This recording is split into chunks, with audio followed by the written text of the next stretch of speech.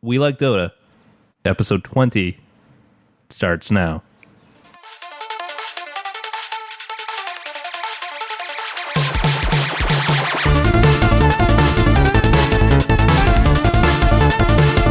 Hello everybody, welcome back to We Like Dota. This is We Like Dota, the internet's casual Dota 2 podcast. I'm Brian Sabone-Yinger, and joining me this dreary Sunday afternoon It's a beautiful day, Brian. is Jared Clyde Frog Pedersen. Hey, Brian. How you doing, Jared? Oh, just fine today. Just fine. Okay, so Jared, let's get a little bit real world here. Okay. Real quick. Some RL? Yeah, IRL. This is the eve of your The birth of my first child. the birth of the fruit of your loins. Yes.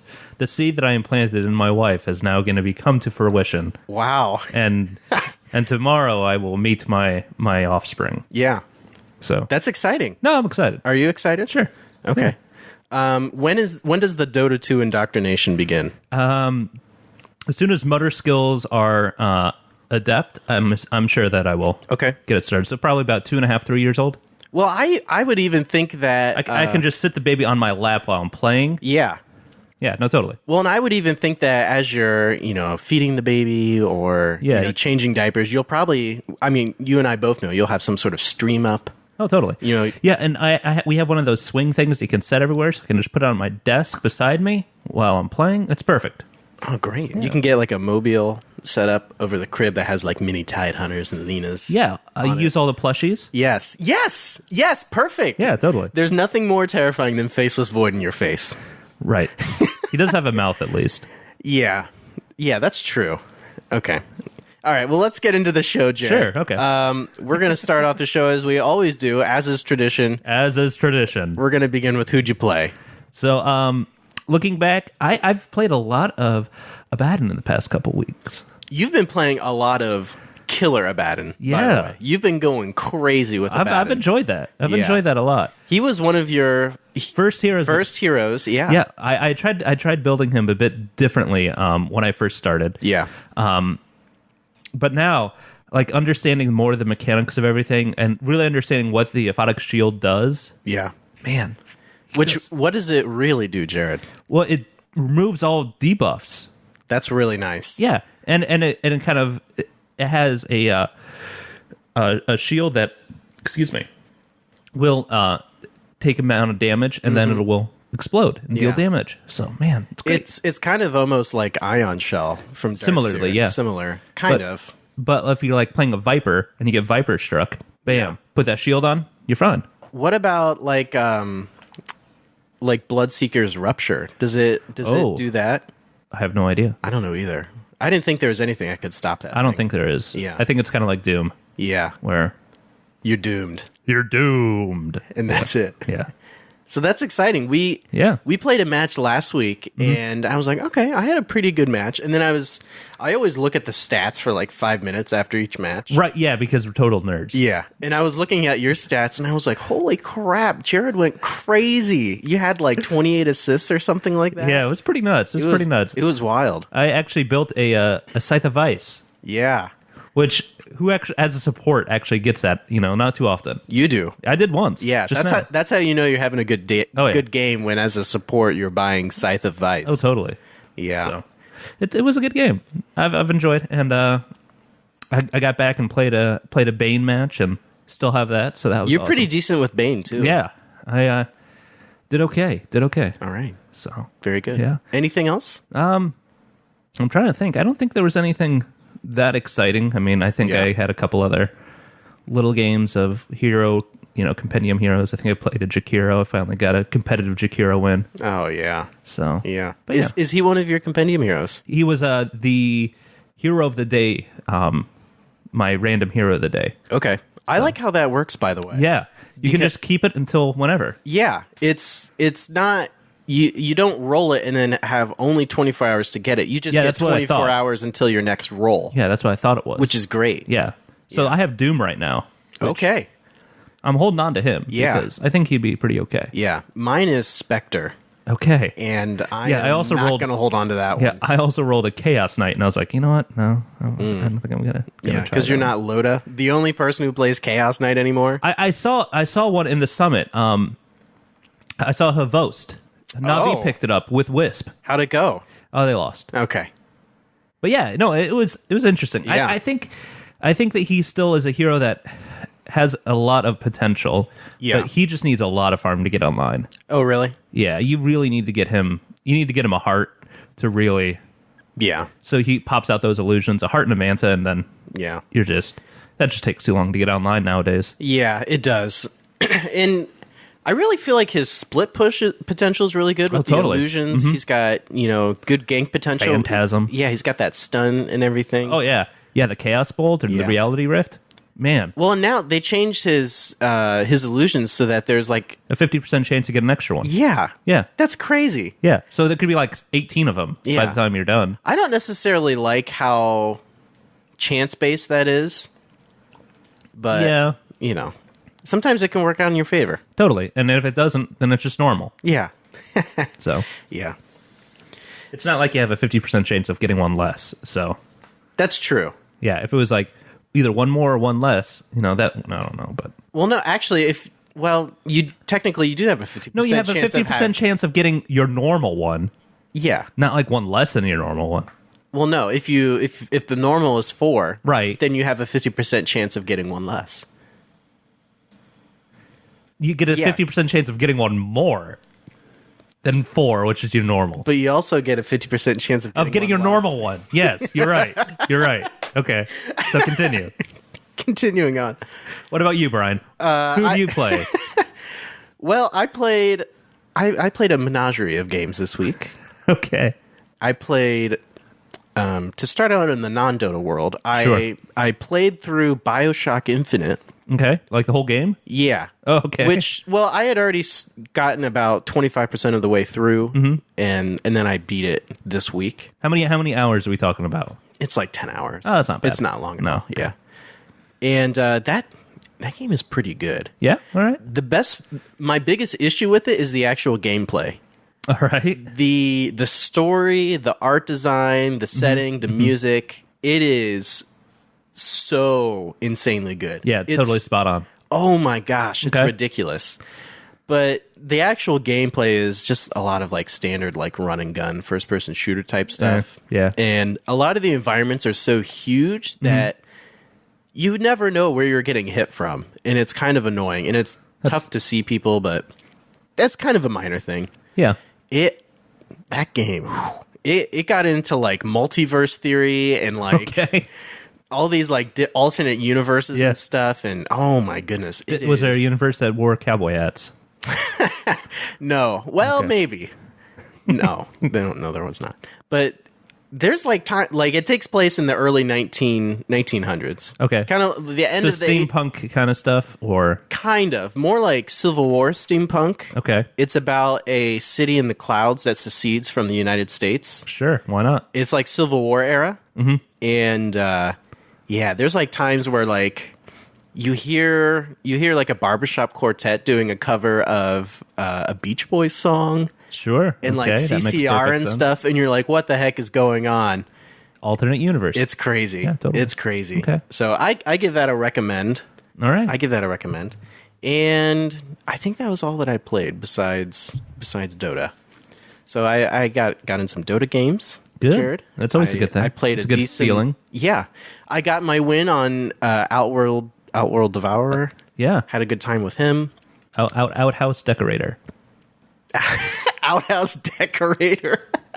Okay, very good. That's the Lysander one. By the way, speaking of Lysander, he's been on the summit. We'll talk about Yeah. the summit later.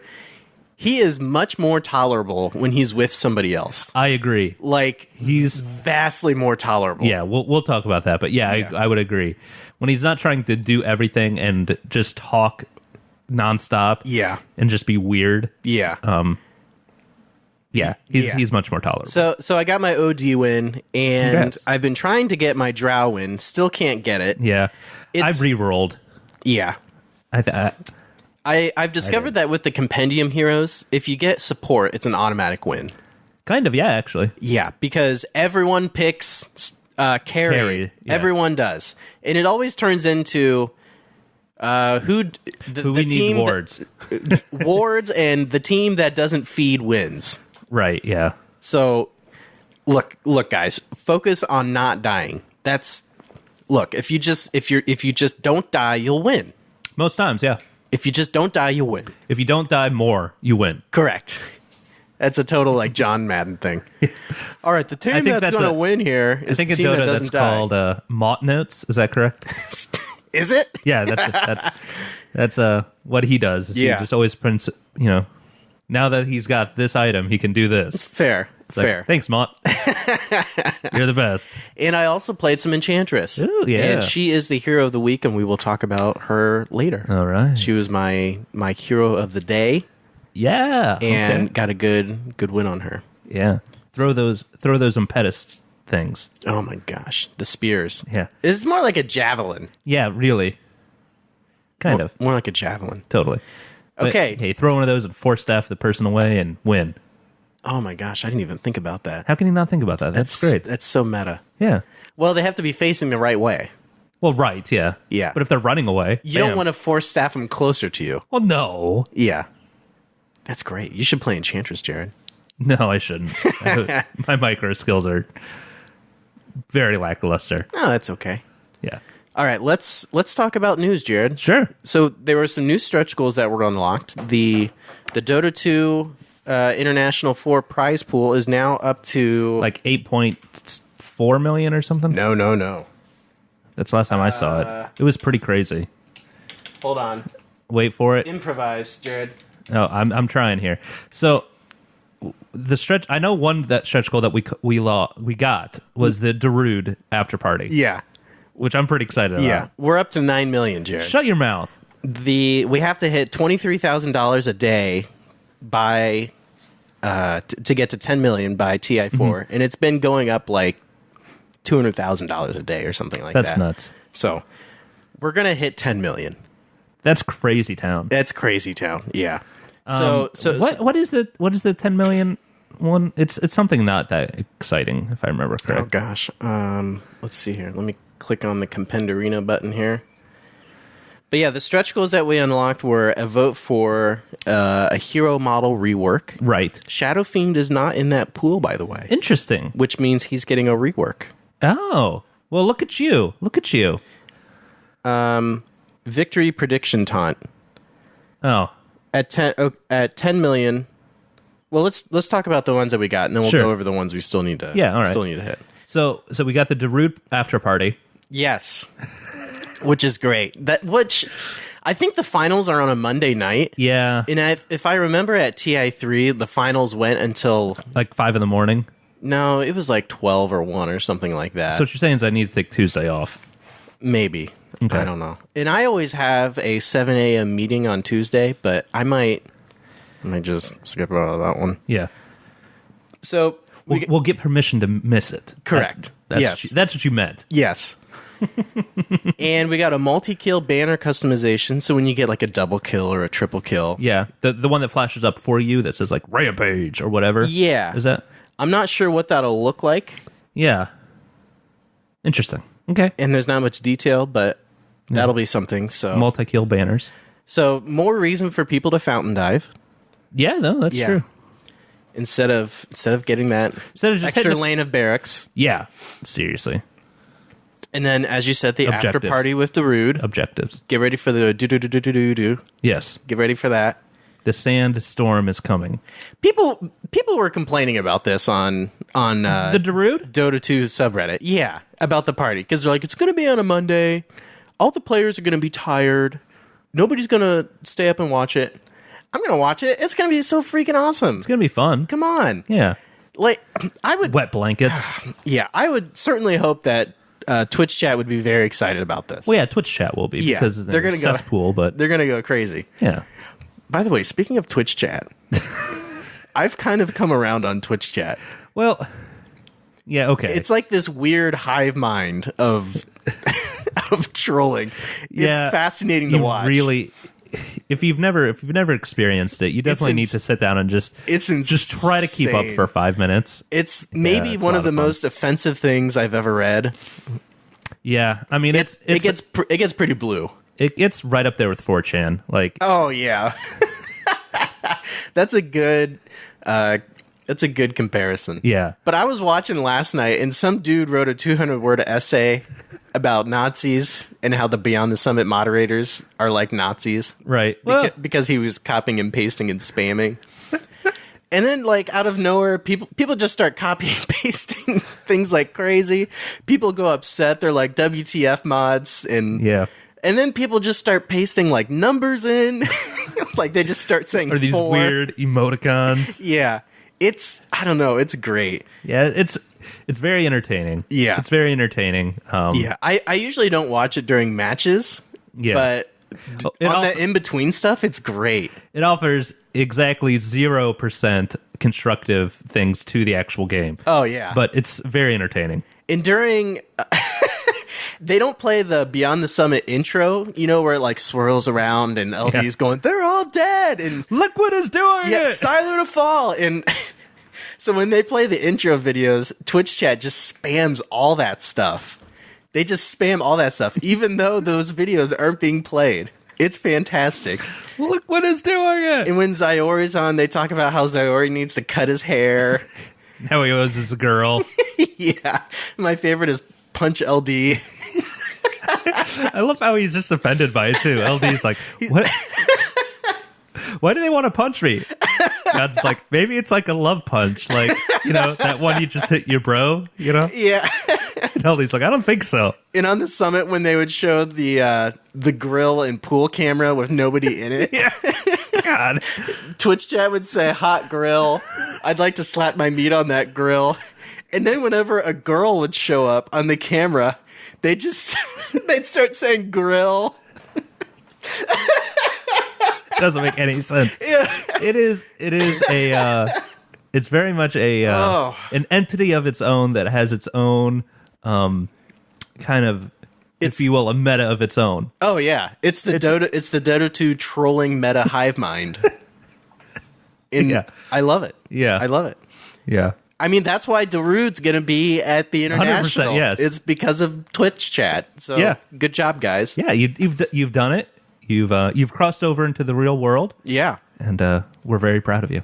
So at $9.2 million, these are the stretch goals we haven't hit yet. Okay, so there's only 3 now, so we're going to actually talk about them. Yeah. At 9.2, new upgraded creeps when you get mega creeps. So the creeps are going to look different, probably? I think so. So you can actually tell that they're mega creeps as opposed to just being like, okay, this creep is bigger. Yeah. We hit S, the scale tool, and just drag the corners out to make it a little taller. Right. Okay. At 9.6 million, I'm actually very excited about this. This I can tell. Directly affects this podcast, Jared. All right. A to Z challenge support. Oh. So as a new quest system will be added to track your progress and earn you rewards as you win with all the Dota 2 heroes. Cool. So that'll be great. That'll be pretty neat. And then the last stretch goal at 10 million is a victory prediction taunt. Unlocks the ability for you to perform a voice taunt with your hero in the early stages of the game. Keep tracks of how many successful predictions you've made in a row. That sounds kind of dumb. You know, yeah. I don't need another reason for people to troll me. Yeah. I remember not being excited about that one. Yeah. So let's not hit 10 million, guys. All right, yeah. Cut it off right at 9.9 million. 9.9. Just call it a day. Call it a day. Get out of here. Yep. Right out.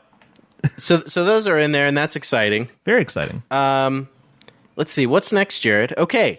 The team that we do not like. Yeah. The North American Rejects, that we hate, formerly known as. We love to hate. Yep. Was picked up by Navi to form a new team, Navi United States, or Navi US or something like Navi, that. they're calling it Navi US, even though one of the players is from Canada. Correct. Yeah. Or if you're Merlini, right? Narvi, which I like the idea of that because it's easier to distinguish between the two.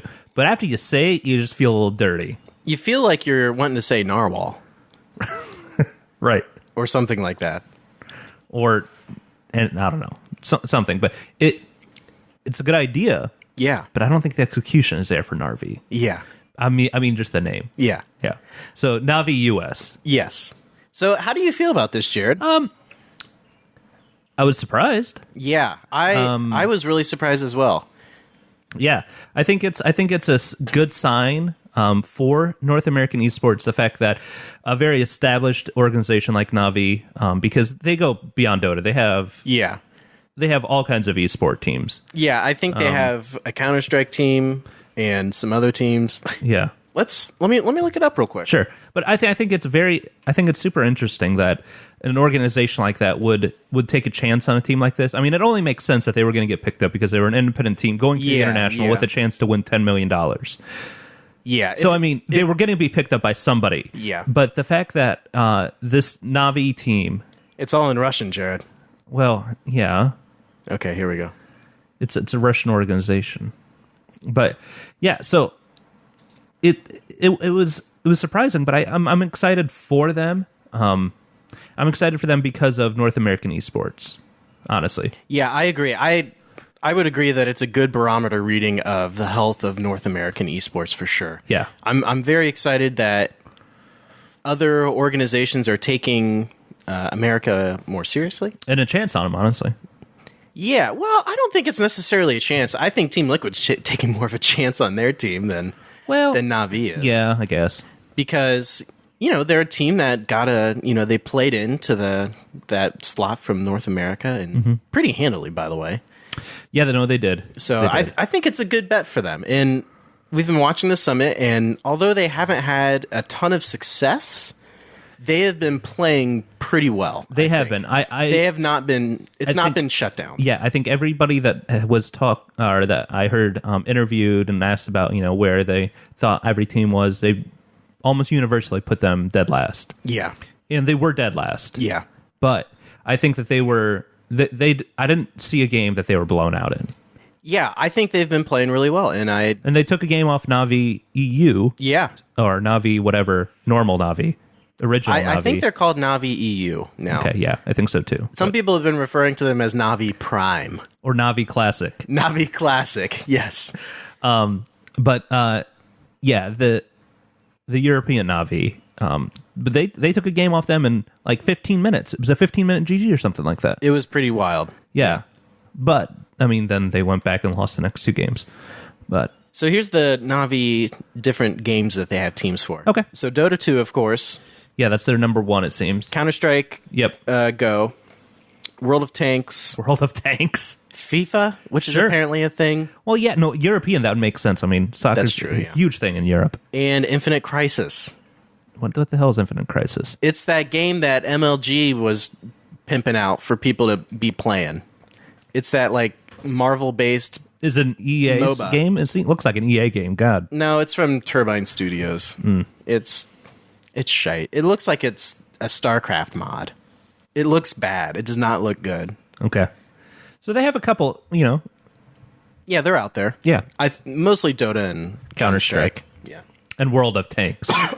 Yeah, I guess. World of Tanks. World of Tanks. I think I've watched that on Twitch before. Really? Yeah. You were pretty desperate, weren't you? Yeah. Yeah. And then let's talk about the summit, Jared. Okay. We've been watching the summit. Yeah. So this is a big time tournament that's going on right now in LA. It's done by Beyond the Summit, which is one of the premier, I would say, American studios for Dota. Yeah, if you're following North American Dota, you're watching Beyond the Summit. Pretty much, yeah. Yeah. I mean, Yeah, they do. They did the U.S. hub for the International Four right. qualifiers, Which I think was a big deal for them, obviously. Yeah. So it kind of, Beyond the Summit handles North American stuff, or if you're living in America, I think you tend to watch Beyond the Summit. And I think so, yeah. Join Dota's a little more European focused. Yeah. So, but yeah, it's a tournament that they're putting on. 6 teams all playing inside of their studio house. Yeah. Which is actually a really interesting kind of twist to everything.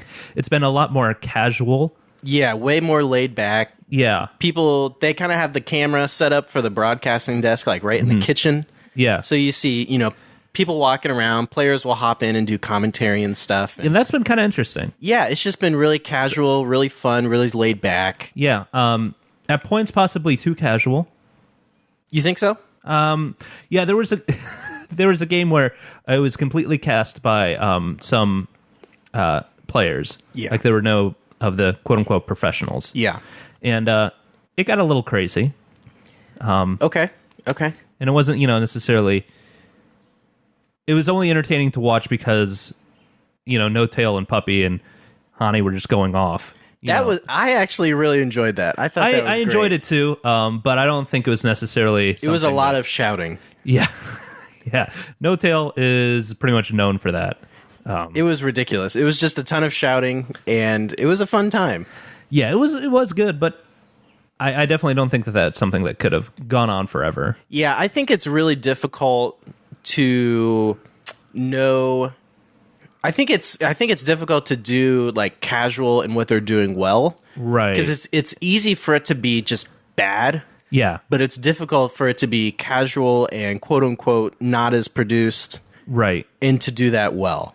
Yeah, no, they've towed that line, Yeah, and I think that I think for they've the done an most part, admirable job. I think they've done a very good job for the most part. And, they have gone over it a little bit, but I think that's fine. Yeah, At the end of the day, we have to keep in mind that I have to remind myself that these are, a lot of young men all together. Sure. And and I've seen away a few, from home. I've seen a few girls on the camera as well. Well, yes, but I'm just saying, like, we were all young men once. Sure. And, sure.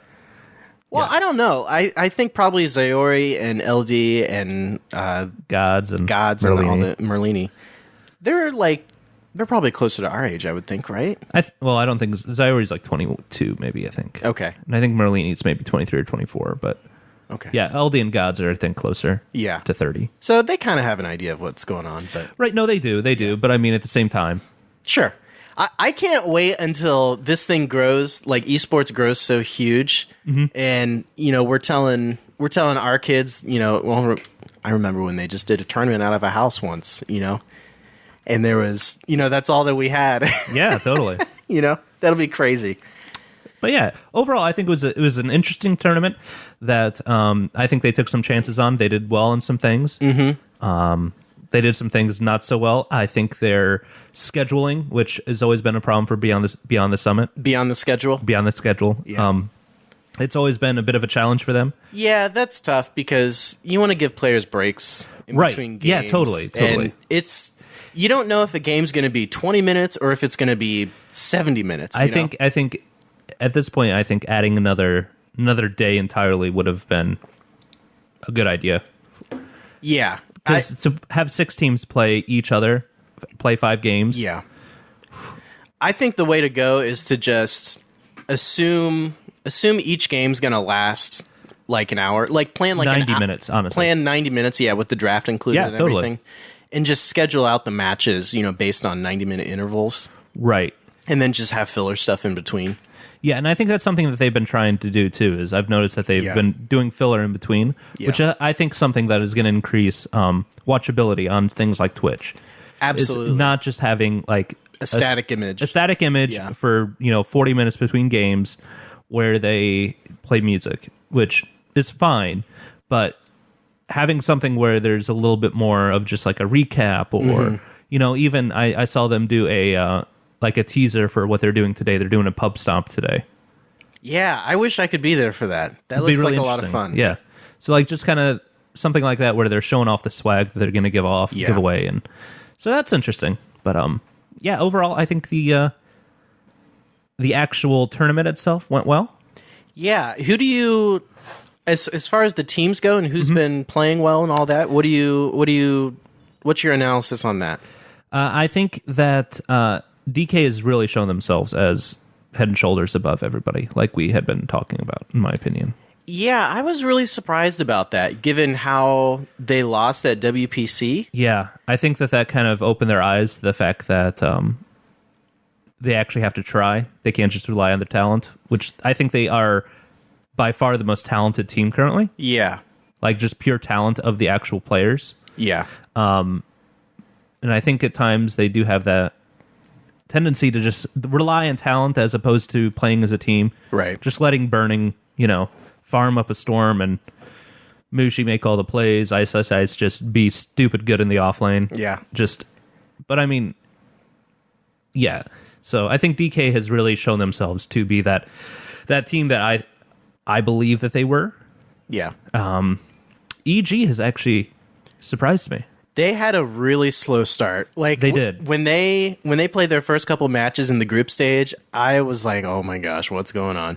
Yeah. Because to give you guys a little bit of an update, Fear is now he has said he is not going to play at the International 4 and he is now the coach, correct? He is now EG's coach. Yeah, and Mason has stepped into Fear's position. Mm-hmm.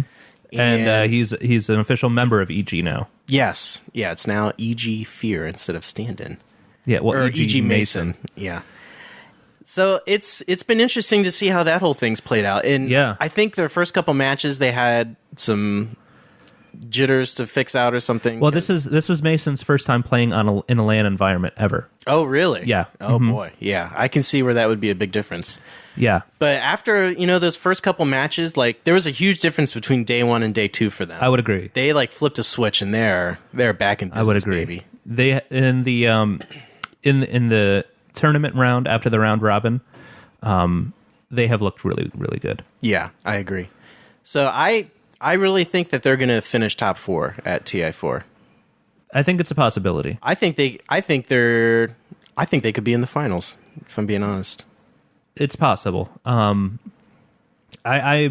was thoroughly surprised by their play. Yeah. I will give you that. Yeah. I think that they are better off than I thought.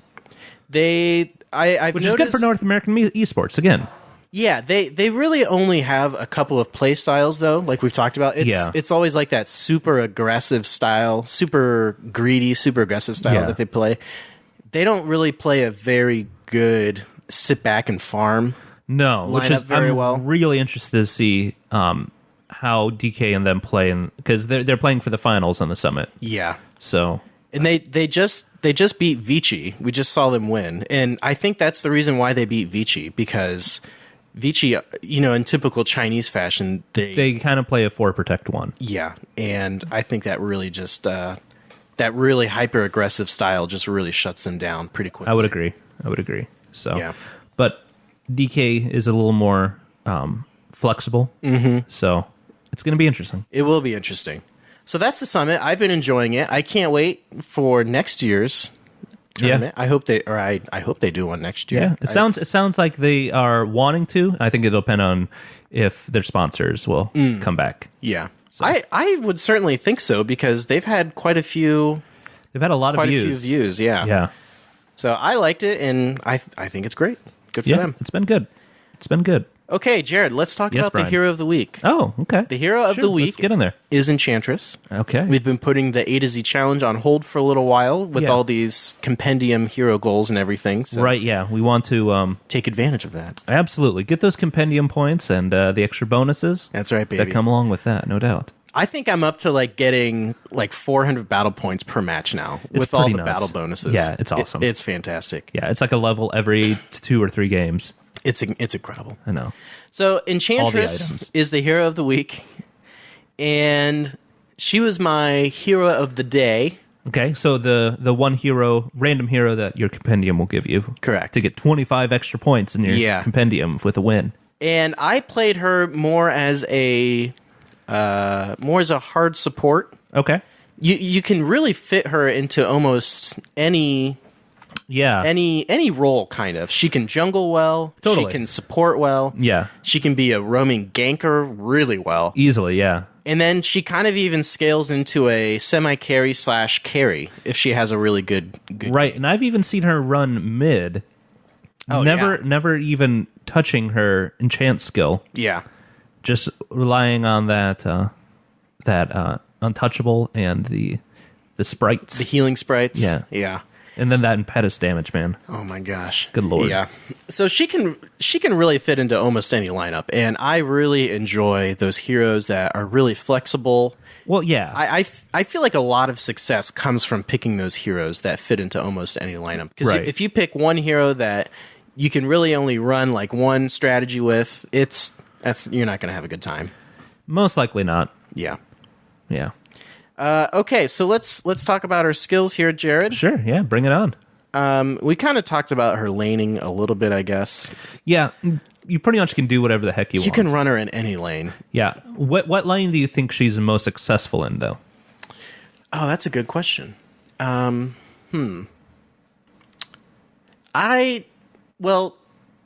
can only talk from my experience, I guess. Okay, fair enough. In my experience, in the way that I play her best is in either the off lane or the safe lane, one of the side lanes. Okay. But see, that's tough because she's so successful in almost any lane. I think you're going to have an okay time. Yeah. Okay. But I really like to run her in the side lanes, especially as like a hard support with your farmer, with your hard carry farming, number one. And because if you have that jungle right there, you can enchant a creep, and especially if you can get a centaur, you can get a free stun with that. Totally. And you're real dangerous from level 1. Yeah. Well, and that's what I was thinking. Is honestly, I think that she is best served almost as a ganker. Yeah. Really. Yeah, she's really strong in that position for sure. Yeah. Okay, let's talk about her skills real quick, Jared. Fine. So her first skill, Q, is a passive. It's untouchable. So good. Enchantress beguiles her enemies. Did I say that right? Beguiles her enemies, slowing their attacks. Begoogles. Begoogles. Yeah. Slowing their attacks when she is attacked lasts 4 seconds. And I looked this up on Dota 2 Wiki. 4 seconds? 4 seconds. Good lord. Yeah. The way that this works is it doesn't work after they hit. It works before they even hit her. What? So let's say you're Juggernaut and I'm Enchantress. You right click on me. Before you even hit me, you already have that attack speed slow. That's so stupid. So you get the debuff from even just the second you right click on me. So before the action, so it starts at the cast of it. So it includes the animation for the attack. Correct. So like if you're Juggernaut and you right click on me as you're swinging, that attack speed slow has already happened. Right. So good luck hitting her with a Spirit Breaker that has the longest attack animation ever. Correct. Okay. And the attack speed slow is minus 30, 60, 90, and 120. That is nuts. Yeah. Oh my That's God. crazy. So you really want to pick her against like any agi carries that are going to be absolutely like those hard farming like a Luna. Yeah. She's even really good at tanking Roshan with this. Totally. At level 4, he barely even hits her. Right. So, and because of this one skill, she has the lowest HP in the game, I think. Okay. Or like the lowest HP gain in the game, maybe. Yeah. I think it's between her and Pugna. Okay. Yeah. Pugna's pretty squishy too. Because of this ability, it makes her somewhat tanky. Right. Well, it raises her effective hit points, I believe, is what you're looking for. Kind of. Yeah, she's really good against right-click damage, but to take her down, you need to be using spells. So she's really open to spells, basically. Okay. So do you build a BKB on her then? I guess you could. That would work. It would protect you against magic damage. Yeah. Yeah. Or even like a hood or something like that. Yeah. Yeah. Like something that would passively give you. Okay. Yeah. And her W is Enchant. Okay. Enchantress charms an enemy, bringing it under her control if a creep, or slowing it if a hero. No. I didn't know you could do that. Yeah, the mana cost is 65 at all levels. The cooldown is 30, 25, 20, and 15. Well, that's nice. It lasts 80 seconds at all levels. So is it if you cast it on a hero, it slows them for 80 seconds? That can't be right. No. Okay, so if you're using it on a hero, the slow duration is 5.5 seconds. Still pretty good. Yeah, it's minus 20, 30, 40, and 50% move speed. Okay. And if you enchant a creep, you just get 80 seconds. 80 seconds with a creep. And then it dies? With each level. Yeah, it dies after that timer runs up. Okay, I wasn't sure. Yeah. Because I thought maybe that it maybe just turned back into a neutral and started attacking you after that 80 seconds. That would be horrible. Yeah, that'd be terrible. Especially at level 1. So this is one of her, I guess I want to say core skills, I guess.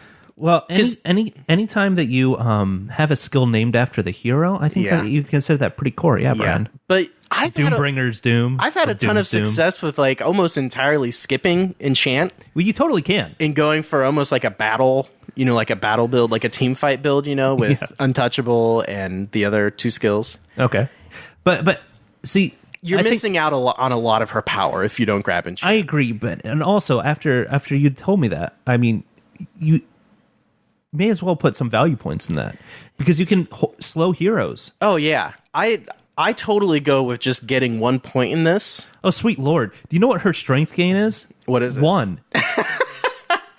Ouch. Whoa! How many HP is that? That's 18. 18 HP a level. That's horrible. So her base hit points at level 1, 454. Okay. And her base hit points at level 25, only 1290.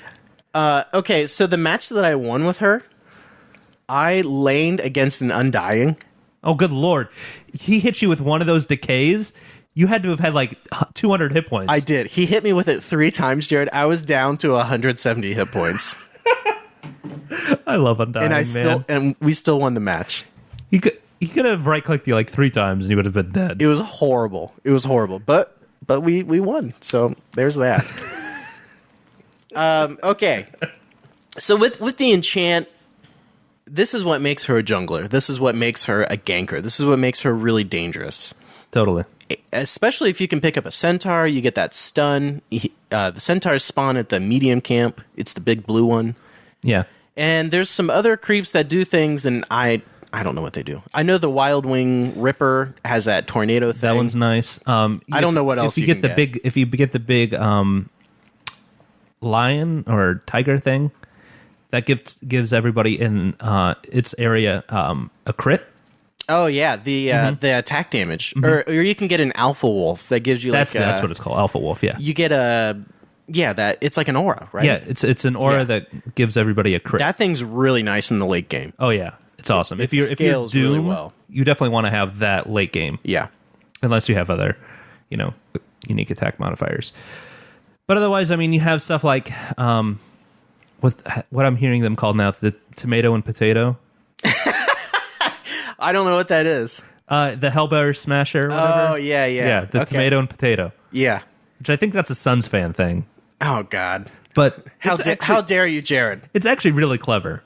But they have like it has something with a mini stun in it. So if you're looking for that, I think the tomato has that. Okay. Which is like a clap or something like that has a mini stun. Pray to God you don't get mud golems, because you can't do anything with those things. Freaking mud golems. They're magic immune. They're the worst. Yeah. But otherwise, I mean, you have that troll guy that can raise people from the dead if you're looking for extra units, which is really nice. Yeah. So you can get like extra units if you have like a lich you're playing against a chain frost. You want to get as just, bodies. Yeah, exactly. Okay. Enchantress's E is Nature's Attendance. A cloud of wisps heals Enchantress and any friendly units nearby. Lasts 10 seconds. So the mana cost, you don't really care about that. The cooldown is 45 seconds at all levels. Heal per second is 10 at all levels. Radius is 275 at all levels. And the thing that scales is the number of wisps that you get. So you get 3, 5, 7, and 9. 9. So the way that this works is at each level, you basically do a set amount of healing. Okay. So depending on who's around you, the wisps will heal those around you, and it won't heal people who are at full health. So that's nice. So what you can do is a team fight breaks out, you pop this thing, and you're healing. You're doing you're helping your team out. Your sprites are going at it. Your sprites are going at it, doing a good time, and this thing is kept me alive against Undying. And when I played that match, against him, it was great. And I laned with the Tusk. Okay. And as you know, Jared, Tusk players are always very aggressive. Yeah, well, that's kind of his thing. Yeah. So I was able to keep him alive, and we were really able to. We didn't necessarily win the lane, but we didn't lose the lane. Right. Which was nice. Yeah, no, that's kind of what you're going for. You just don't want to lose. Right. You can get away with not winning as long as you don't lose. Correct. And her ultimate is Impetus? Impetus or Impetus? I think it's Impetus, isn't it? Impetus? Impetus, I think. Impetus. Places an enchantment on each attack while activated, causing it to deal additional damage based on how far away the target is. This is great. The farther the target, the greater the damage dealt. And it is a unique attack modifier, so be aware of that. Yeah, watch out. No Desolators. Also upgradable by Aghanim's Scepter. It changes how far away you can cast it. That's so nuts. It gets up to like 725, I think. Yeah, it's something like that. So the mana cost is 55, 60, and 65. Okay. No cooldown. Yeah. And at level 1, it's 15% distance damage converted to bonus damage. Okay. So if it travels, like 100 units of damage, it's converting 15% of that to bonus damage. Right. And then 20% and 25%. Okay. So, yeah, it does a lot of damage late game. Yeah, this thing makes her really dangerous. Really dangerous. Oh, yeah. If you try and run away from her, you're dead. Yeah. And there is like a kind of a mana cost associated with it, of course. Right. And it does drain your mana pretty quickly. Yeah, 65 mana, you said? Yeah. So just be careful with it. You can right click on the skill to have it auto cast. Right, which I've played her a couple times, and when I've done that, before I know a team fight's breaking out, I just do that right away. Yeah, same here. I usually don't keep it on, when I'm just walking around. Yeah, of course, hitting creeps with this crap. Right, but yeah, you can do that. So be aware of that. And when you're playing Enchantress in the middle of a team fight, you definitely don't want to be the one charging in. Because you have very low hit points. Correct. You want to be kind of hanging out in the back. Very susceptible to being bursted. Absolutely. Wait until the fight starts and then just start going to town. Get at it. And I can firmly say that there was a team fight. We were losing the game with Enchantress. There was a team fight that broke out, and it was the Impetus damage that won as the match. The sprites and Impetus damage, man. Yeah. I think I probably cleaned up 3 or 4 heroes with it. I got him down real low, and then our carry just finished him off, of course. Which is fine. Which is fine. I want our carry to get the kills. Totally. But, oh my gosh, it just totally opened up the game for us. Oh, yeah. It was fantastic. It's the way to do. So, Impetus, get it. It's great. You win. You can right-click to win. Yeah. So, that's Enchantress. Yeah, and I did confirm... she has the lowest strength gain of any hero. Oh my gosh. Pugna's number 2 at 1.2. Oh, so geez. Yeah. So also we need to talk about items. What were you saying? I was going to say she also has very low starting strength as well. Yeah. So let's talk about items. Yeah. And everything on her is super situational. It seems like it. It depends on what position you're playing. Yeah. So we'll talk about support, and then we'll kind of work our way up to more semi-carry type items. So if you're playing support, your core items are courier and wards. Yep. And then wards, and wards. Right. And also sentry wards, maybe dust, a gem, yeah. And put it on somebody tanky. You probably don't want to carry it. Yeah. Okay. And then beyond that, Tango's Magic Stick is really good. Mm-hmm. If you're playing support on Enchantress, I prefer to get a Magic Stick instead of upgrading it to a Magic Wand, because that's like... You don't need it. It's like, +3 to all attributes, and really you get the Magic Wand to free up inventory space. Right. And paying like 300 gold just to free up 3 inventory slots is not worth it. And have 3 extra attributes. Yeah, it's not worth it. So just stick with the Magic Stick if you're playing support. I really like getting a Gauntlet of Strength early on with her. Okay. But only if you plan on building into a drum. Mm-hmm. How about an urn? An urn would be good if you are planning on ganking and being active with her. Okay. If you're not, don't get it. Right. No, I would agree. Yeah. Only if you're planning on being active and ganking, get the urn. But I really like building into a Drum of Endurance. Mm-hmm. Really beefs you up quite a bit. Does give you some nice damage. 9 strength, I think? 9, yeah. So, yeah. So that's kind of a core item on her. Mm-hmm. And gets you the extra movement speed if you need. Which is really nice. Mm-hmm. Power treads. I like to build into power treads on her. Yeah. Again, extra strength. Absolutely. And here's a little PSA, Jared. Okay. This is going to blow your mind. Yeah, already has. So go ahead. Did you know that there are 3 different ways you can build power treads? Oh yeah. You did? Yeah, you can buy it with anything. Like you can buy it with the slippers or whatever, right? No, not the slippers, but the Agi belt, like the band of elven skin. Yeah, band of elven skin. That's it. Yeah. Why didn't you tell me this? This is not really? common You didn't know knowledge. this? No, if you shift click on power treads and it always shows you the belt of strength. Yeah, but yeah, no, you don't have to get the belt of strength. You can get. I read this, Jared. The intelligence, or it blew my mind, Jared. So you can get the boots and the gloves, the attack glove things, and then you can get either a belt of strength, band of elven skin, or a robe of the magi. Yeah, it's crazy. They're all 3 the exact same price. They all 3 do the exact same thing. It's great. I didn't know this. Yeah, well, think about what treads do. Well, yeah. How does that not make sense? Well, it does now. I thought you always just had to go for the belt of strength. Well, normally you do, especially like somebody on Enchantress, just because if you buy that first, you're wanting the hit points. Oh, absolutely. So I recommend going for the strength. Yeah. Because you're going to have tons of damage output from Impetus. Right. So really what you're looking for is the hit points that come with the treads. Absolutely. So you can also get, as a support, you can get a mech, you can get a force staff. Totally. If you have the money. I love force staff. If you're playing hard support, you probably won't for a while. Yeah, and that's fine. Yeah. Try and convince somebody else who's getting a lot of farm to pick up a mech, because you're too busy buying wards, you're too busy buying consumable support items. Right. Dust. TP scrolls. Mm-hmm. By the way, PSA, always have a TP scroll with you. Always. Always.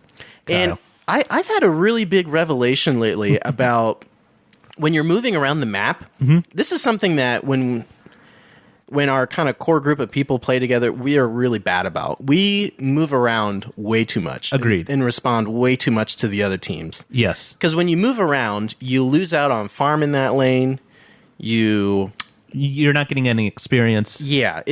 No, it's true. If you think about the economics of it, you're losing out on so much when you move around. Yeah. So if you TP or move to another lane, you need to make sure that you can get kills or there's some benefit to doing that. Right. You're not just moving to move. Correct. Yeah. Once the laning phase breaks down, you definitely want to be looking at objectives and what you're doing. Absolutely. I would agree. Yeah. Absolutely. Okay. And we are terrible at that. We are very terrible. Very bad. Yeah. So let's talk about some of the semi-carry items, Jared. Sure. Okay. Absolutely, without a doubt, Aghanim's Scepter. Yeah, it just gives you that extra range, and again, you're going to get the extra hit points. You're going to get a little bit more mana pool. It's ridiculous on her. Yeah. And I don't know. I guess another, like, Drummond Endurance is good. Well, yeah. Orchid would be good. Yeah. Yeah. Shiva's would be good if you need the armor. Yeah, and it's going to give you that slow that you can really get some more impetus on. Scythe of Vice, always good. Yeah. Bloodstone, maybe. That makes sense. Yeah. Because it's going to up your mana pool. Absolutely. Be able to throw out some more, Yeah. I think that's really about it. Even I think Orchid would be really good if you're planning on ganking a lot, because it has that silence built into it. Right. Yeah. Yeah, it's really nice. And you have a lot of mana regen from that. Mm-hmm. Helps out quite a bit. Yeah. So I think that's about it as far as items for her go. So pretty much you can do whatever the hell you want, it sounds like. Yeah, pretty much. So play Enchantress and win. Sometimes. Yeah. Just cast the heals and you win. If you can just heal all the other idiots on your team, you win. Yeah, no, that's true. Yeah, and buy a mana boot. Buy a mana boot. Any other thoughts, Jared? No. I think that's all right, let's move on to Noobs Ask Noobs. Sure, okay. There's a lot of questions that was posted. Yeah, and we are going to attempt to get to as many of them as we can over the next couple weeks. Yeah. So for the so keep on asking, guys. Keep on asking for the respect of time. I'm not sure what the word I'm looking for here is, but in light of how much time we have left, which is about 7 minutes. Perfect. We're gonna do 2 questions, Jared. Okay. Our first question comes from Scott Dubb. Okay. And Scott asks great questions all the time. Yeah. I would agree. I gotta hand it to Scott. He knows what's up. Yeah. Okay, so he asks, what is your best individual game, i.e., what hero did you play? What was your final Final score. Final store. And what was so great about your play? It's story time, boys. Story time. He writes story boys. Nice. Okay. I'll let you go first, Jared. So you read this question to me earlier, and I was thinking about it. And I only have a couple that really stick out to me. The one I'm choosing, I was playing an Earthshaker. Mm-hmm. I remember this game. Yeah, and it was one of the very first times I was messing around with the Blink Dagger, and like I was just getting used to it. You do well with Blink Dagger heroes. Yeah, Blink Dagger initiators. I really get used to it. But yeah, I think you and I ended up laning together in this. You were playing a Marana, and I was playing an Earthshaker. Yeah. And we were playing with Kyle. He was playing Ember Spear before it got nerfed. Ember Spear got nerfed so freaking hard. Oh, yeah. You still see him picked every once in a while, though. Yeah, but he's built completely different. Yeah. Yeah, that Sleight of Fist you don't see anymore. Yeah. It got nerfed hard, which it needed it. Yeah. But anyway, so I don't know, man. I just was in the zone this day. And I just kept blinking in, getting these like 3 and 4 man echo slams, and my fissures were just on target. It was just a lot of fun. Getting the slam dunks. Yeah. So I ended up in that game being 6, 7, and 33. Oh. I can't say I've had any game where I've had 34 assists. Yeah, that's nuts. And ended up having, as a support, 528 XP per minute. Oh. Which, that's really what you're looking for. That's great. Yeah. So, What was your gold per minute? gold per minute, 333. Okay. Not bad. That's respectable. Yeah. As a support? As a support, anything north of 300, I think you're doing pretty all right. Yeah. Yeah, so mine was a match where I played as Marana. Of course. It was... Yeah. It was on a community night after everyone had played matches together, and a couple of us had decided to just do some matchmaking together. And it was me, Hugh, Kyler, and Cheeks a Flappin'. And we did some 4-man matchmaking. We did a captain's mode, and I was playing a support Marana, Okay. of course.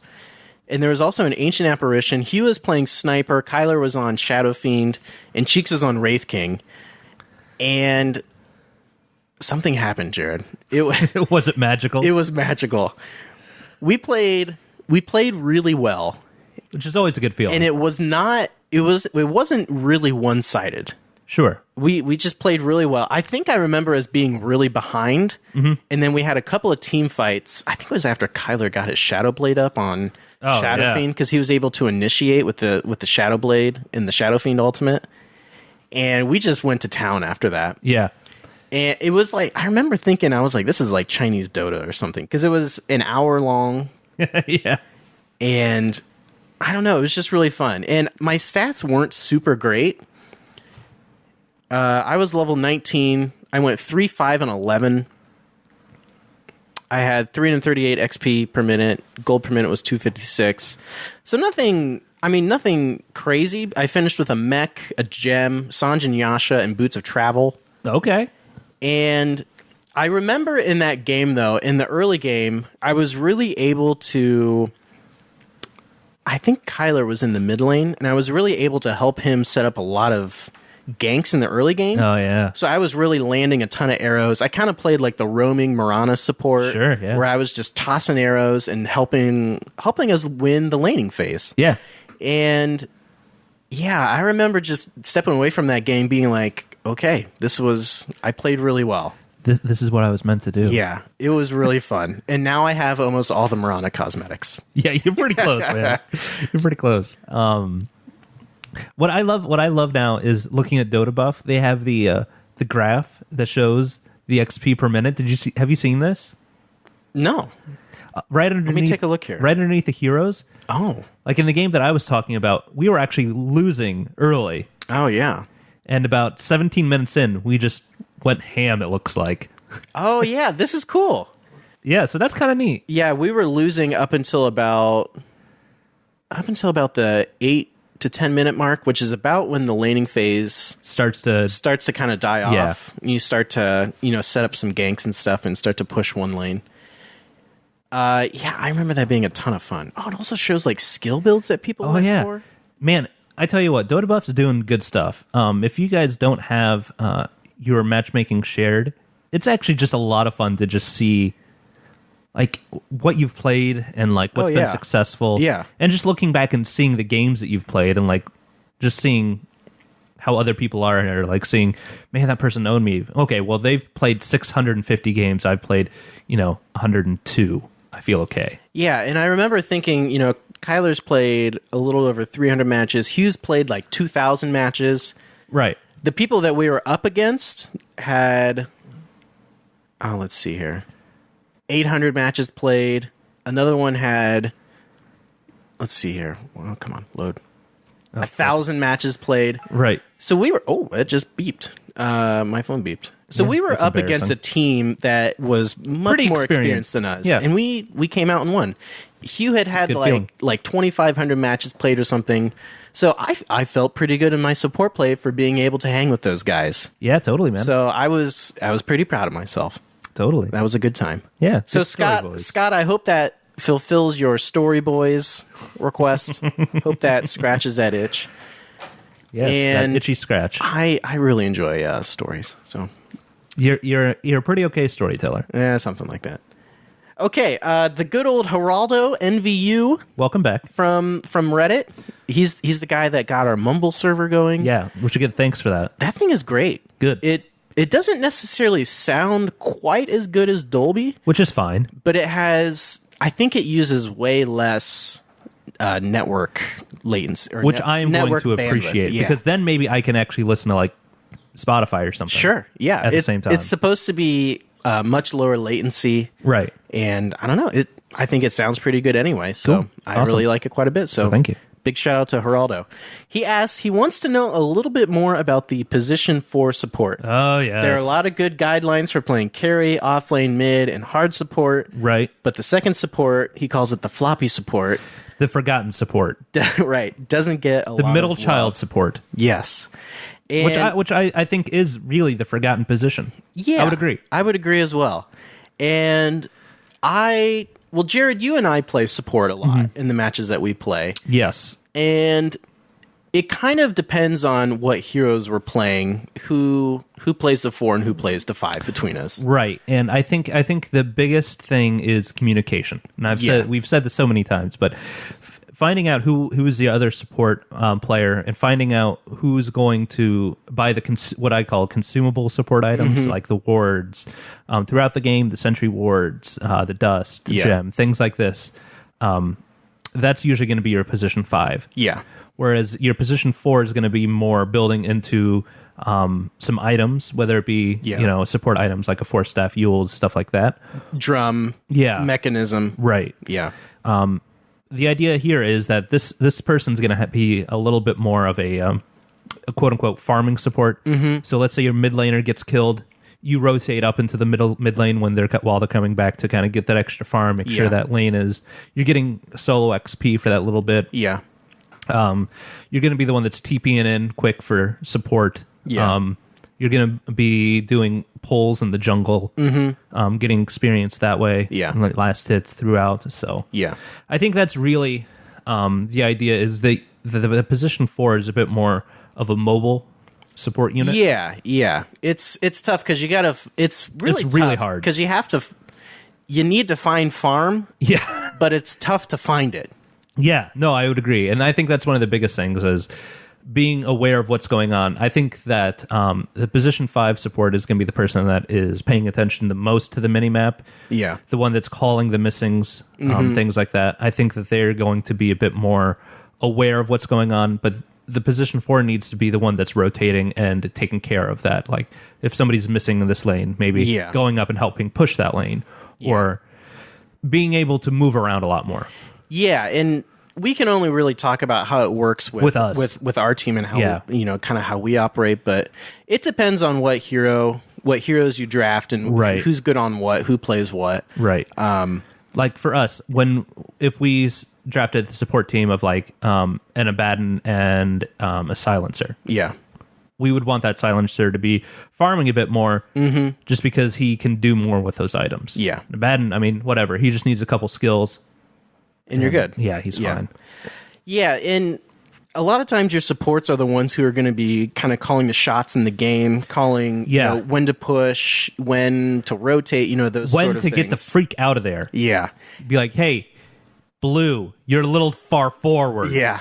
And I don't know, Jared, you and I kind of split that duty almost. We do. I don't know how it works, but Well, that's why I'm saying communicating with the other support and like knowing that every 6 minutes when those wards are up, you're buying them. Yeah. And putting them out. Like, and just making sure. And every 4 minutes, Ben complains about not having enough wards up. Right, exactly. So your carries will let you know because they also will always have "we need wards" binded. We can't to their we can't chat buy wheel. any. You jackass. We can't You buy don't any. need to bind that. Bind something useful. If we don't have wards, we know we need wards. Right. Come on. Yeah. But usually you and I are pretty good about buying them every 6 minutes and keeping that timer on cooldown. Most times. And yeah, I feel like the number 4 support's usually the one who's going to be warding the most. Because they're the one who's going to be rotating a lot. Yeah, they're going to be moving a lot, but they're not necessarily always going to be buying the wards, in my opinion. Yeah.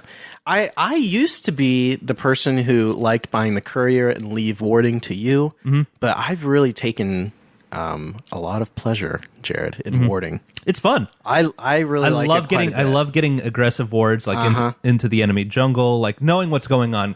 My favorite one is if you're Radiant, sneaking in through the top lane, putting the ward right above like the small camp spawn. Oh yeah. So then you get the vision behind the tower. Yeah. Oh, that's the best. That's real nice. Oh yeah. That's real nice. I love my favorite ward spot is, and it doesn't matter what side you're on. It's a good ward.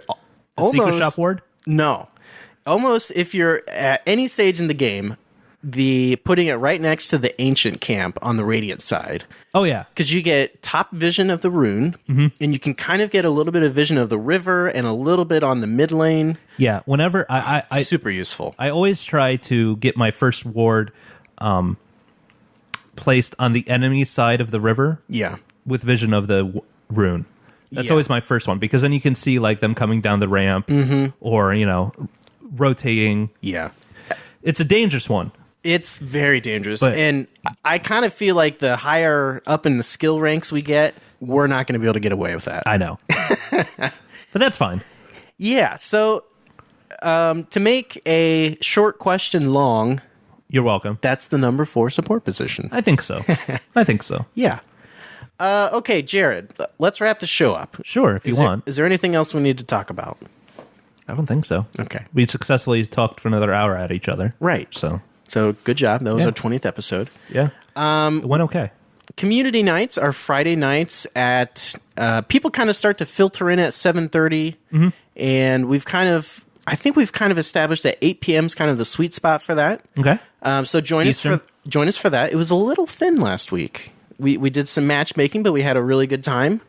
And I'm hoping to be able to join this now that my wife will actually be home and around, and I might actually have time to play while she's home. Yes.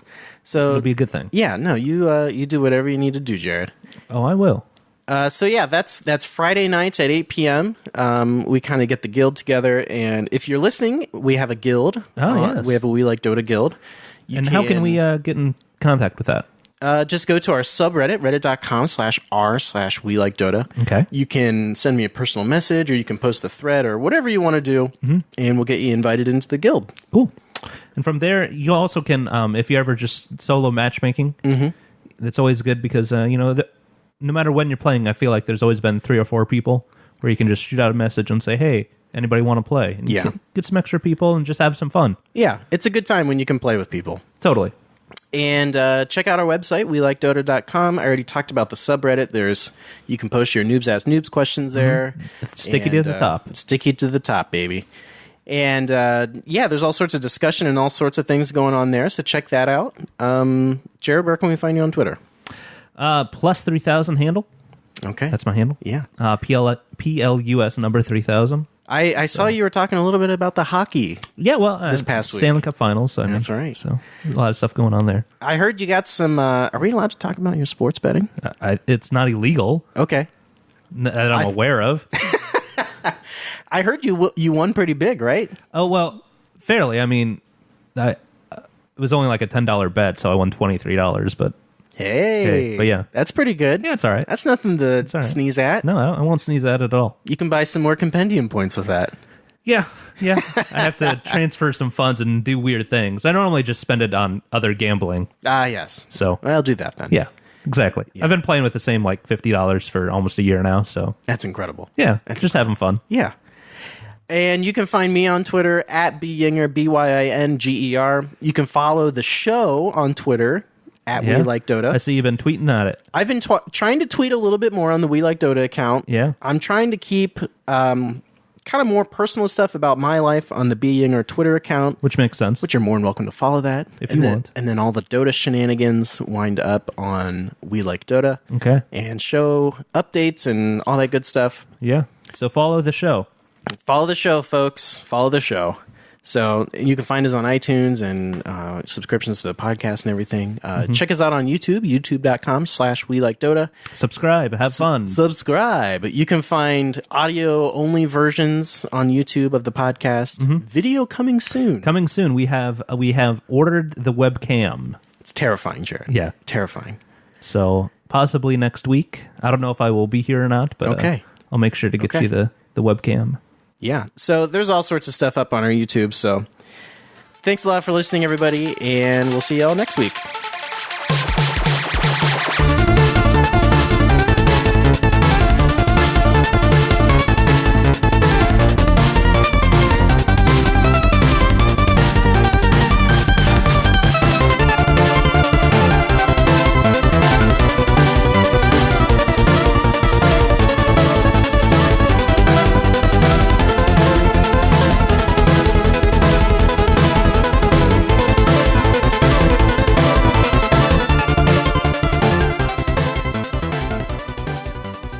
Is there a way to delete that stupid board that we got? You play what you want. To delete it, Yeah, I just want to get it out of there. I don't want it to even be a chance of me. Like, Do do the shuffle. do your Compendorino You can't tribute. I can't. It's a non-tradable. Oh. I think you can just delete it, right? I thought I could too, but You just want to get it out of there. I don't want it. I don't want it. This stupid level 5 boar or whatever. Yeah.